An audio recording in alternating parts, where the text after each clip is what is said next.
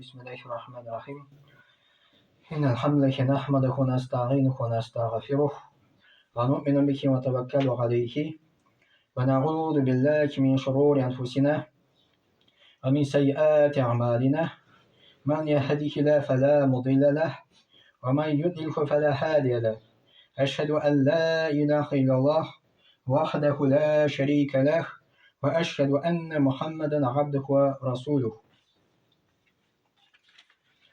يا أيها الذين آمنوا اتقوا الله حق تقاته ولا تموتن إلا وأنتم مسلمون. Allah subhanahu taala ayta: Ey iman keltirgan bandalar, Alloh taoladan haqiqiy qo'rquv bilan qo'rqig'iz. Ular ko'rmagiz, ular ko'ragiz, Allohga bo'ysungan qalindagina.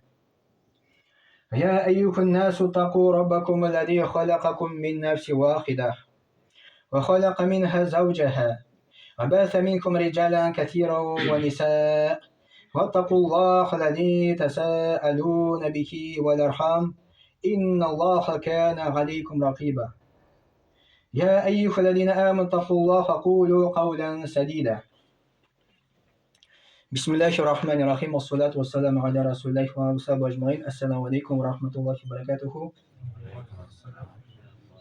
Endi bitinimiz biz tilimiz bu dunyoda baxtli bo'lishga. Shu baxt bo'yicha bizning jumg'a va'zimiz bo'lacak inshaalloh. Endi kimdir baxt izli o'xshada, kimdir moddiy yoqda izli.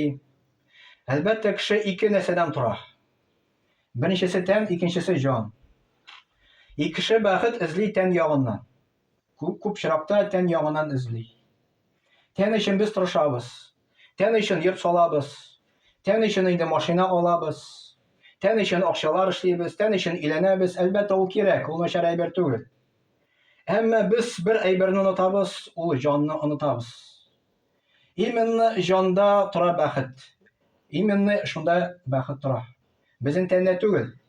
Tan kerak albatta, ammo jonda im baxt narsa u jonda ekan. Kimdir o'ylaydi, mening oqsha bo'lsa, kvartira bo'lsa, yesa mashina bo'lsa, yesa oila bo'lsa, yesa birinchi mashaqqat bo'lmasa men baxtli bo'laman deb o'ylaydi. Ammo Alloh taolo Qur'onda narsa deb aytadi u bo'yicha. Laqad xalaqna insana fi kabad al-Balad surasida risata biz kishini barqa keltirdik deb mashaqqatda deydi. Ya'ni kimdir o'ylaydi mashaqqat bitsa baxtli bo'laman deb. Yo'q, mashaqqat bir qachonda bitmaydi. Ya'ni problemalar, bala qazolar bo'ladimi? Nasagina bo'lmasin bu dunyoda u bitmaydi bir qachonda, faqat sen tugi dunyoga ko'chmaysan. U bo'lacak. Bu Alloh taolo qo'ygan qoida.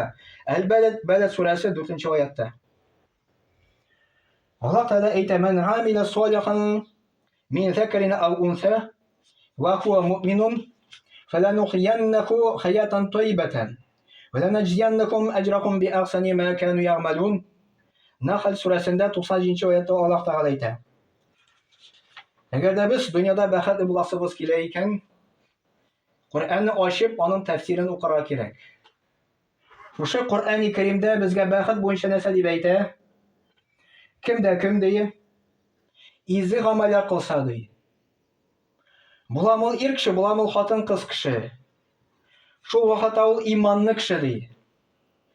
Biz uni dunyoda deydi, xush tiriklik bilan yashatirmiz deydi. Ham izi amallar uchun ajrlarini beramiz deydi. Bu Nahl surasi 90-oyatga qaytib tog'an shusha Alloh taolo narsa deb aytadi. Mana baxtli bo'lsin uchun narsa kerak? Olimlar aytadi shusha oyatdan. Birinchisi izi amallar qilishga kerak deydi baxtli bo'lsin uchun. Ikkinchisi iymonli bo'lishga kerak deydi. Ikki shart. Ya'ni agarda sen dunyoda baxtli bo'lasing kelar ekan, dva условия bor. Birinchisi, shonu kerak Allohga, uning so'zlarini, Qur'onga, uning payg'ambarini, qiyomat kuni yozmishga, elchilarini, farishtalarini. Birinchi shul. Ikkinchisi, baxtli bo'lasing kelar ekan, izi amallar qilishga kerak deb Alloh taolo aytadi. Izi amallar ostida olimlar aytadilar, islom dinining 5 bo'g'onasi.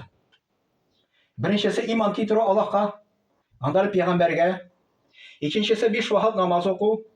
Ramazon oyida ro'za tutib, mumkinchiligi bo'lsa hajga borib, бай булса зәкәтен түләү. Менә шушы 5 багана. Әгәр дә без иман китердек Аллаһка, шушы 5 багананы үтибез икән, Аллаһ Тәгалә әйтә, без шушы кешене ди, хуш тереклек белән яшәтербез ди.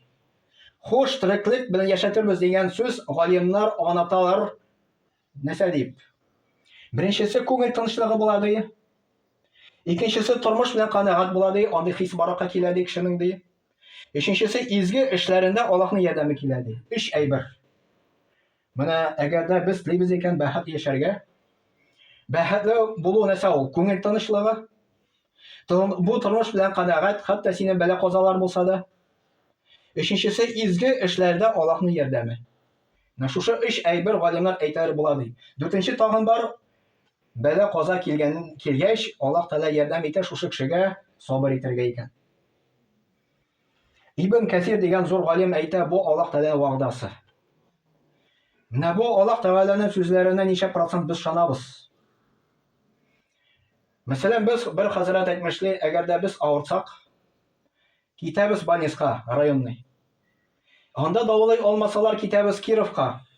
Яисә Татарстанга китәбез Казанга. Анда давылай алмыйлар икән, китәбез Мәскәүгә. Мәскәүгә киләбез, үзебезнең теге нәрсә тотып инде, кыягызны тотып, бөтен анализлар белән бергә. Анда профессор карый да әйтә, монда операция кирәк ди. Операциясы булмый. Без шушы профессорга ничә процент ышанабыз микән? Бер хәзрәт әйтмешли, 98% ышанабыз, чөнки ул профессор. Аллаһ Тәгалә Куръан-ы Кәримдә әйтә. Иман китерде, изге гамәл кылды. Бәхетле булырсың ди, ничә процент Аллаһка ышанабыз микән? Намаз укыйбызмы? Ураза тотабызмы? Хаҗ кылабызмы? Ничә процент аны намаз укый? Ничә процент хаҗ кыла? Ничә процент ураза тота микән Рамазан аенда? Андары Аллаһ Тәгалә Куръан-ы Кәримдә әйтә: "Фа имма я'тияннакум минни худан, фаман иттаба худая фала ядил ва ла яшқа." Таха сурасы 124-нче аятта Аллаһ Тәгалә әйтә. Әгәр дә миннән ди сезгә Аллаһ Тәгаләнең дине ирешсә ди, ягъни Аллаһның дине ирешү ул, мәсәлән, вагаз сөйләү. Хәзрәт ашта вагаз сөйләде. Мәсәлән, җомгада вагаз сөйләде. Кешеләргә, безгә, мәсәлән, вагаз иреште. Аллаһ Тәгалә дип әйтә, әгәр дә шушы вагазны кеше кабул итсә, динне кабул итсә, һәм дингә басса, нәрсә дип Аллаһ Тәгалә әйтә, "Вала яшқа, вала ядиллу, вала яшқа." Ул адашмас ди, беренчесе.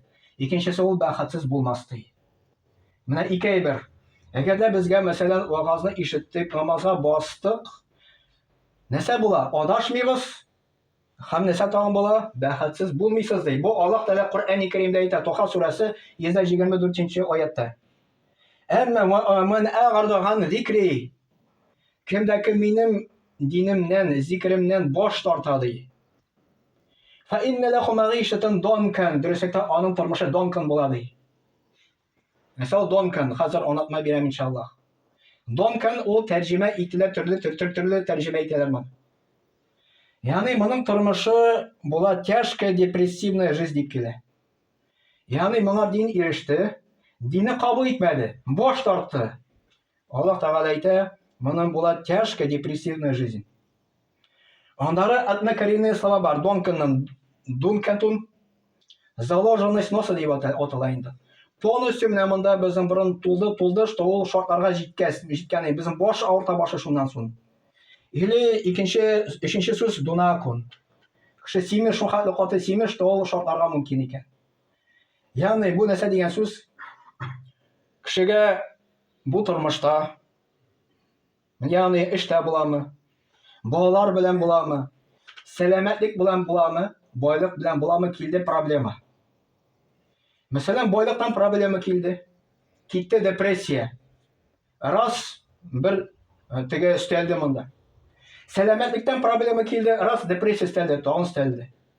Бала белән проблема чыкты, тагын өстәлде. Юл шартларга уже риза. Уже нишләргә булмый, ул тормышта авыр бу дөньяда яшәргә моңа. Чөнки Аллаһ Тәгаләнең динен кабул итмәде, Аллаһ кушкан буенча яши башламады. Менә бу дәлил Куръан-ы Кәримдә Аллаһ Тәгалә шулай дип әйтә. Әмма кемдә кем ислам динен кабул итә икән, Аллаһ Тәгалә әйтә, без моны дөньяда ди хуш тереклек яшәтербез ди. Теге дөньяга баргач, кабердә кешегә рәхәт булачак, әгәр дә Аллаһның динен кабул итсә. Кабердән чыккач, кыямәт көне ул җимакка керәчәк. Аллаһның вәгъдәсе. Әмма кем дә кем динне кабул итми икән, кабердә тар булачак, кабердән чыккач, кыямәт көне авыр булачак, ул тамакка керәчәк иншалла. Шуның өчен, кадерле җәмәгать, үземне дә һәм сезне дә үгет насихат итәм. Дин безгә иреште икән, баш тартмыйк, динне кабул итик, дин буенча яшик, намаз укыйк, ураза тотыйк. Аллаһ Тәгаләнең вәгъдәсе хак, ул вәгъдәсен бозмый. Безнең теге дөньяга барасы бар, кыямәт көне Аллаһ каршына кайтасы бар. Җимакка керәсебез килә икән, Аллаһ Тәгаләнең динен тотыйк. Субханака ва бихамдик, ашһаду ан ла илаха илля анта, астагфирука ва атубу илейк. Вассамиғу дуа.